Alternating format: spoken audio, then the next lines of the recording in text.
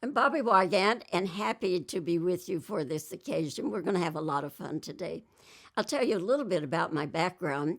I have a broadcasting degree from Purdue University in West Lafayette, Indiana. And my husband also was graduated from Purdue, one semester ahead of me. He came to Fort Worth, Texas with a friend to help his friend drive the car back to Texas. And while he was there, he got a job at, of all places, WBAP radio. Then we were married, and 2 days later, we were married on a Saturday, and 2 days later, I was in Fort Worth, Texas, brand new Texan.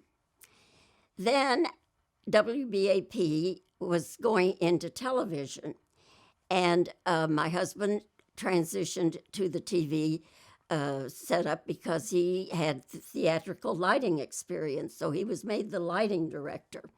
And one day he passed the manager in the hall who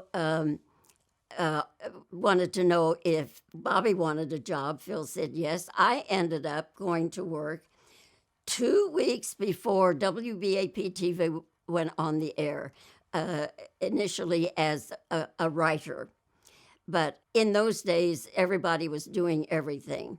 And I found myself on the air doing TV programs, kind of assisting Frank Mills and others who were hosting game shows, whatever, to fill the time. And I like to say I was Vanna White before there was a Vanna White. In 1960, they started a daytime program called Dateline, and I became the hostess of that program. And we did a little bit of everything. As I always said, if it isn't illegal or immoral, we'll do it. I was the producer of the show. Any writing that had to be done, whatever had to be done concerning that show, I was doing it.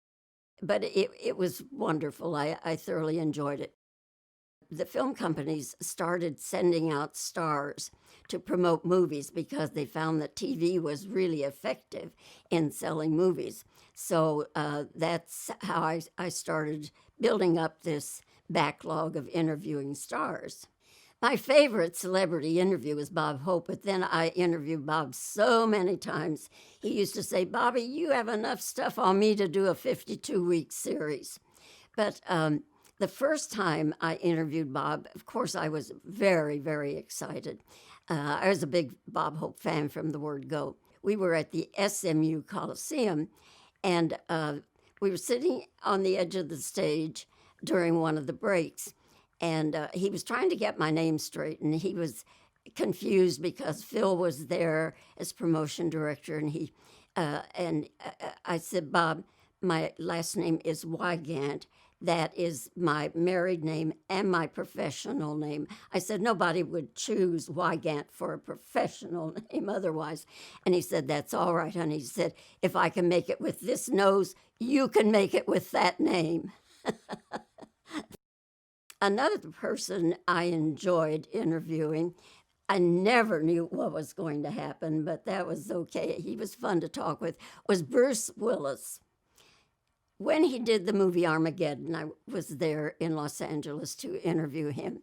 And, these are quickie little interviews, 4 or 5 minutes. I started out by saying, "You have been in every paper, magazine I pick up, you and your 3 girls." And I said, playing the father role. And he said, "I know, Bobbie, I know." He said, "It's not like the old days when you used to come up to the canyon and we used to dance naked all night." I said, "Whoa, whoa, whoa, whoa, whoa, whoa." I said, "That was some other Bobbie." And he just carried it on, So finally, the room producer was giving us "You're out of time." I said, "Okay." I said, "Bruce, here you are. You've wasted all my time, and we haven't even talked about Armageddon." So he turns to the room producer and he says, turn off the clock. I'll tell her when she leaves." And he said, "Now, what do you want to ask me about the movie?" So, okay, we do the movie. Now there's a lunch break. I go in to introduce to interview the director of the movie. And right after lunch, and we're getting ready and mic'd and everything. And just as we're starting, Bruce sneaks into the room, gets down by the director, and leans into his microphone. He says, "Do you know something?" He said, "Bobbie used to come up to the canyon and we used to dance naked all night." One of my biggest events to cover was when the Beatles came to Dallas in 1964. Oh, so excited. But not just any press person could come. You were interviewed ahead of time, several weeks ahead of time, to get press credentials, and because space was somewhat limited. Anyway, I go the day of the press conference, and their manager comes out, and he gives us our instructions. You know, the Brits, everything is in order. So he said, when you want to ask a question, you'll raise your hand. When you're acknowledged, then please stand and give your name and your affiliation. So about halfway through, I thought I better get into this before they call it off. And I raised my hand. I was acknowledged. I stood up, and I started to say my name. And in unison, the four lads said, "Oh, we saw you on the telly today." And so that got us off to a good start. My question to them was, you guys are a phenomenon in show business, but when you made your first big money, what did you indulge yourself with? And each one of them, it was an automobile. And one was a Rolls Royce, and I don't know, Lamborghinis, and they all kind of answered at one time. But it was an automobile, each one of them. That was their first big gift to themselves. So when the press conference was over, I wanted to go up to their manager and say to him, "Thank you so much for allowing me to participate in this." And so he said, "Well, you're staying for the show." And I said, I don't have a ticket. And he said, "Well, then you'll just stay with me." So Brian Epstein and I stood at the foot of the stage all during that Beatle concert, and it was one of the big thrills of my life. I would have to say the most challenging thing in my whole career was November the 22nd, 1963. That was my 37th birthday. And I had a program that day, but they told me, they said, "Bobbie, the motorcade is supposed to get to the Dallas Trade Mart maybe during your program. If it happens during your time between 12:30 and 1, we will cut immediately to the Trade Mart for President Kennedy."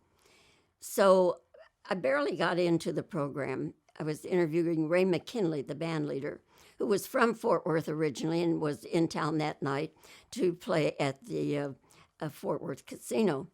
And so I noticed my stage manager, Ed Milner, was doing all kinds of pressing the ear set in, and I thought, "What's the matter with Ed?" And then all of a sudden he put his hands up like that, which is no standard signal for on-air people to know what.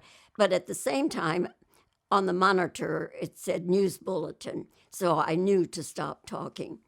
And the news bulletin was from Bob Welch, who was on the scene photographing the parade, that there was an incident during the parade, and the motorcade sped off. And he said, "Sounds resembling shots were heard, and we'll have more for you as soon as we can get it." So anyway, that set off every little bit. They were breaking into my program, and they would say to me, "Bobbie, we're coming back to you, pick up where you left off."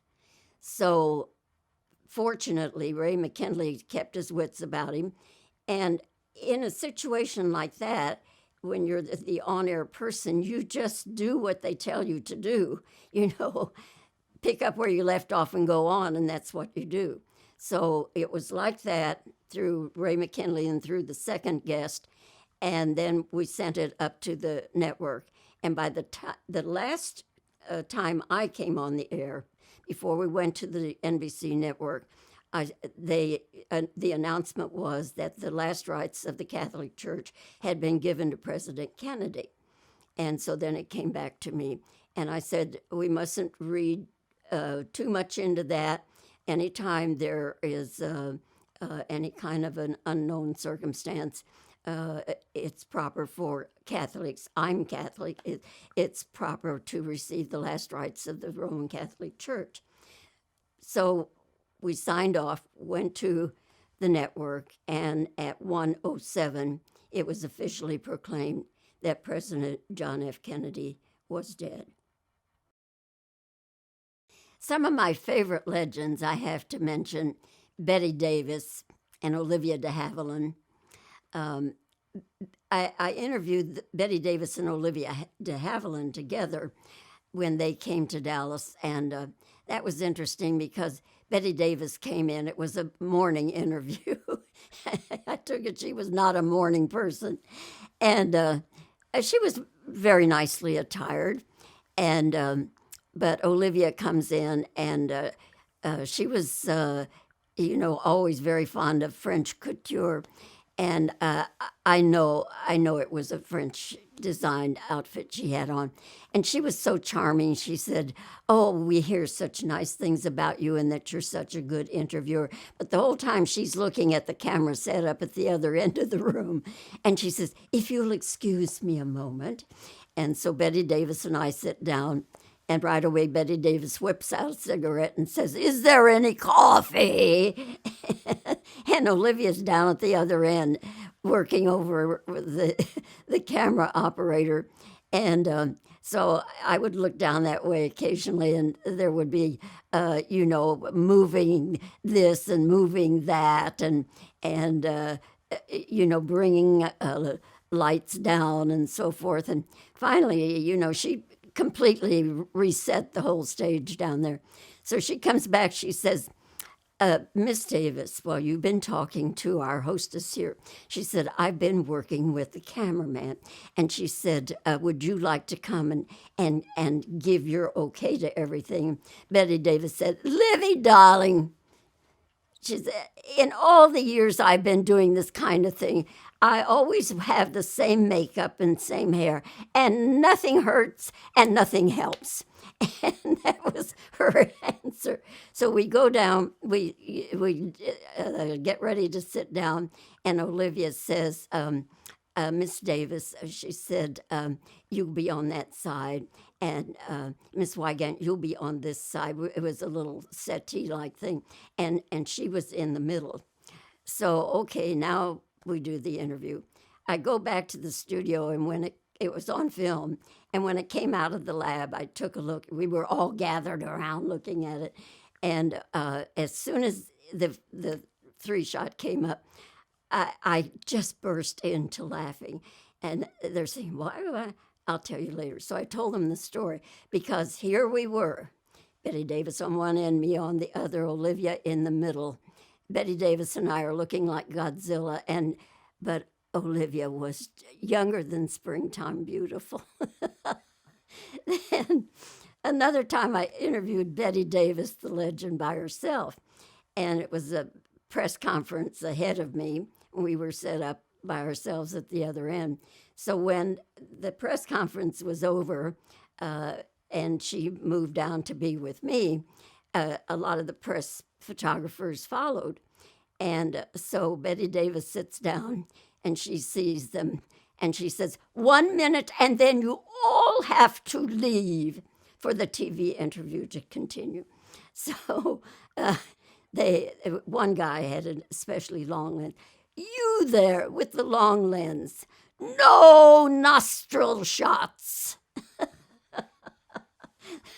So whenever anybody looks like they're getting too close, I say, no nostril shots. Whenever you mention Channel 5 television, WBAP, to anybody who's over 40 maybe, they remember Harold Taft. He was our chief meteorologist for many years. He was the father of television meteorology. He wrote the book, and that's not just for our station or our area. It was for anybody and everybody doing television meteorology. Harold set the standards for that. He was, he was a colonel in the reserves, and so he, people would call him the Colonel or Colonel Taft. But we were, I used to tease him all the time. I said, Harold, I have more seniority here than you do. I went to work 2 weeks before you started. And so we were the best of friends. We hosted the Jerry Lewis Labor Day Telethon.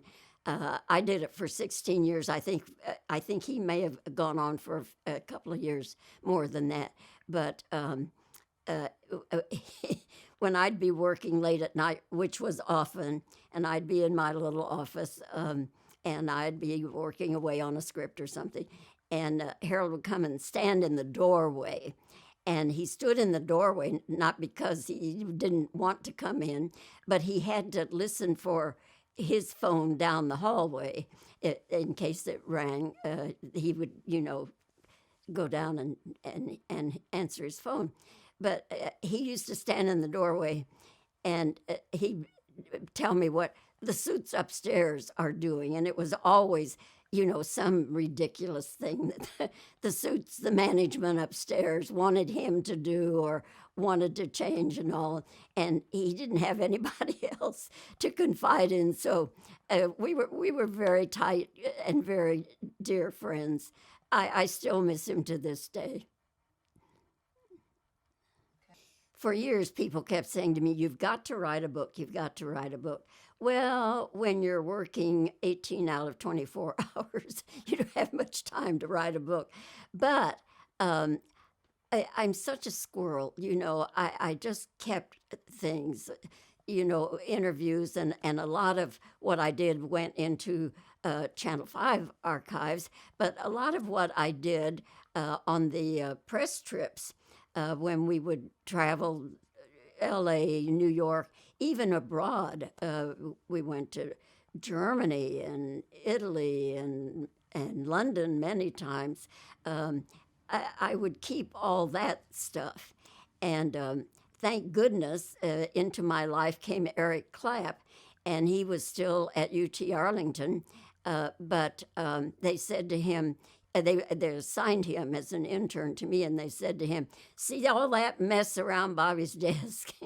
It's your job to clean that up.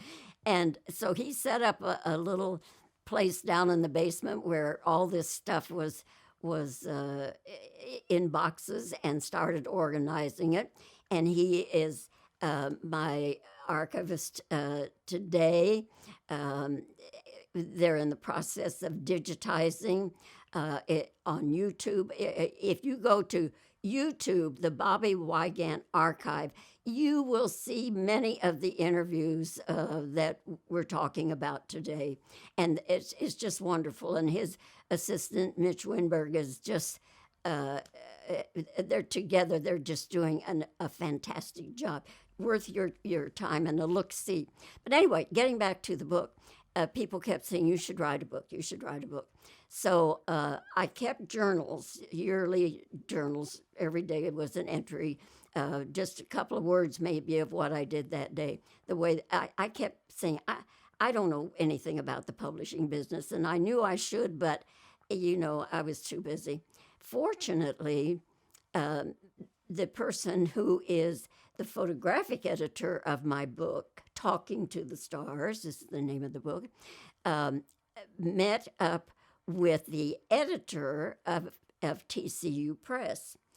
And they got to talking, and next thing I knew, Christina Petoskey, my dear friend and the photographic editor of the book, calls and says, "I've got a book deal for you. They want to talk to us at TCU Press." I thought, a nice little book, ordinary book with some pictures scattered throughout.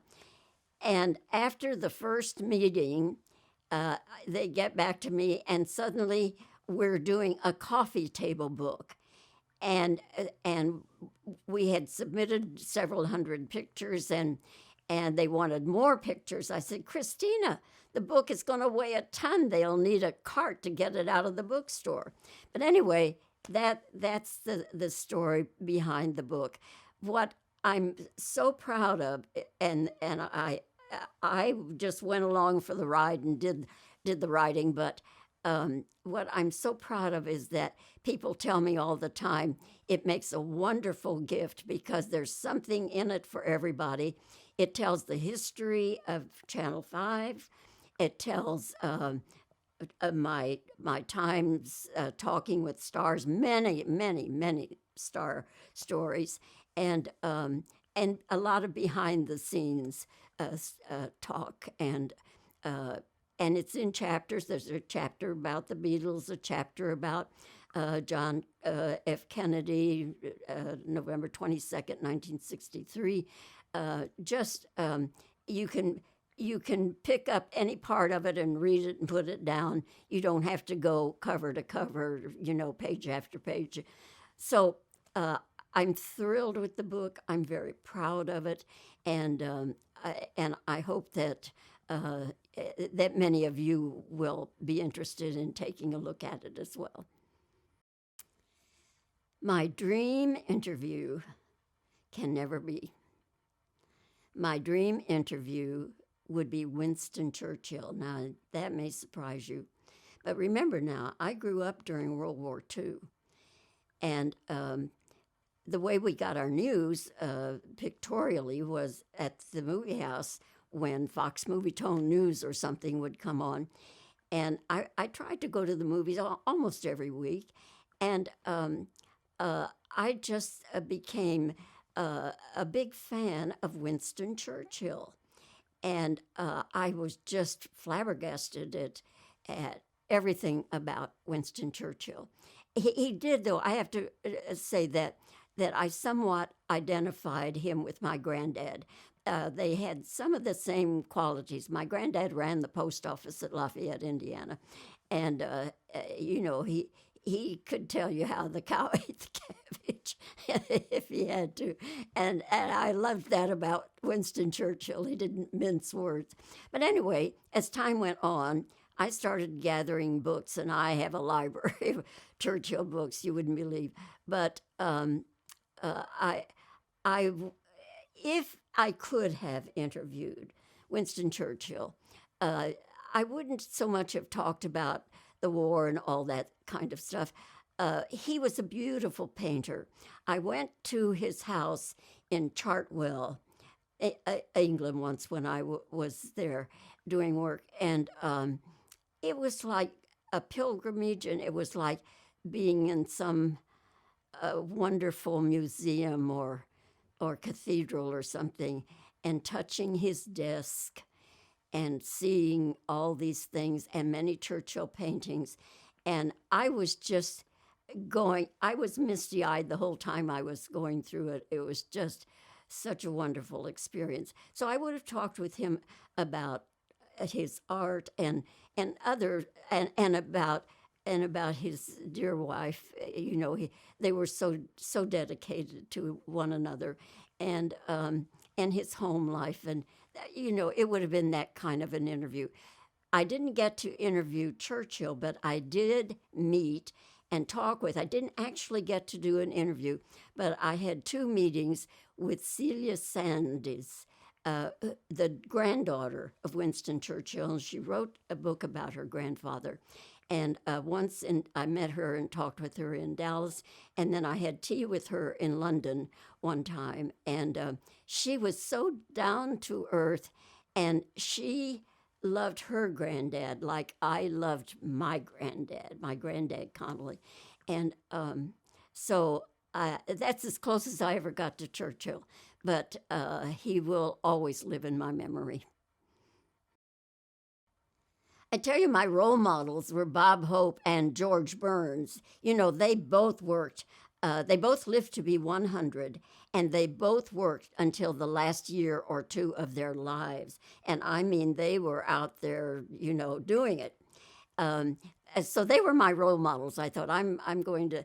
But here's what I noted about both of them, is that they they didn't just get in a rut and insist on staying there. As times change, and particularly television, look at all the changes that television has gone through. You have to be flexible. You have to, you know, forget yesterday and move on to today and tomorrow.